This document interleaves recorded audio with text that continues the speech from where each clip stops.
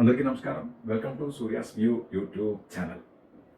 ఆరోగ్యమే మహాభాగ్యం.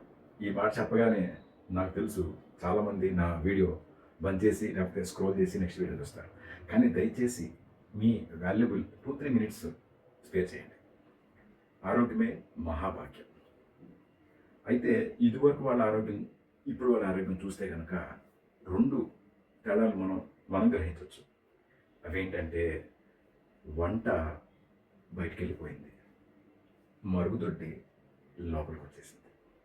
ఈ రెండేంటి మన ఆరోగ్యానికి ఎలా మనం పాడు చేసుకుంటాం అనే దానికి ఈ రెండు ఒక నిదర్శనాలు.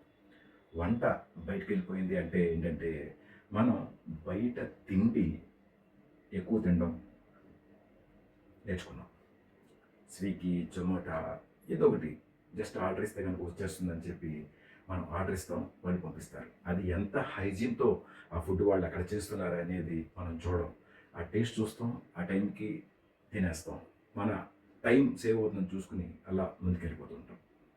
అలాగే మరుగుదొడ్డి, పాతకాలంలో చూసుకుంటే కనుక మరుగుదొడ్డి బయట ఉండేది, మనం లోపల ఉండేవాళ్ళం. వంట లోపల ఉండేది. ఇప్పుడు వంట వెళ్ళిపోయింది బయటికి, మరుగుదొడ్డి లోపలికి వచ్చేసింది. మరుగుదొడ్డి ఎందుకు పాత వాళ్ళలో బయటికి వెళ్ళేదంటే ఆరోగ్యం, శుచి, శుభ్రత చాలా అవసరం కాబట్టి చాలా దూరంగా పెట్టారు పాతవాళ్ళు. మనకున్న కాలమాన పరిస్థితుల వల్ల ఇంట్లోకి వచ్చేసింది. అది ఇంట్లోకి రావడం కాదండి, అది యాక్చువల్గా బెడ్రూమ్లో కూడా వచ్చేసింది. ఓకే, వచ్చేసింది. మనం ఒక విషయం గుర్తుంచుకోవాలి ఇక్కడ. పెద్దవాళ్ళు ఒక సామెత చెప్తుంటారు, పెనం మించి పొయ్యిలో పడింది అని.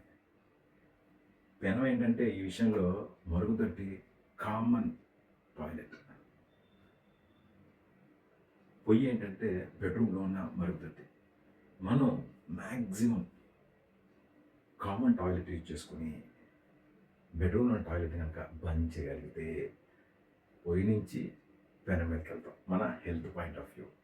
లేదు, కొంతమంది పాపం అస్సలు నడవలేని వాళ్ళు ఉంటారు, వాళ్ళకి ఓకే. వాళ్ళు చేయాల్సింది ఏంటంటే పొయ్యిలోంచి పెనం మీద రావడానికి శుభ్రత, హైజీన్ చాలా అవసరం. సో దయచేసి మనకి ఈ 2 విషయాలు, ఒకటి ఇంట్లోంచి బయటికి వెళ్ళింది, 2 బయట నుంచి లోపలికి వచ్చింది.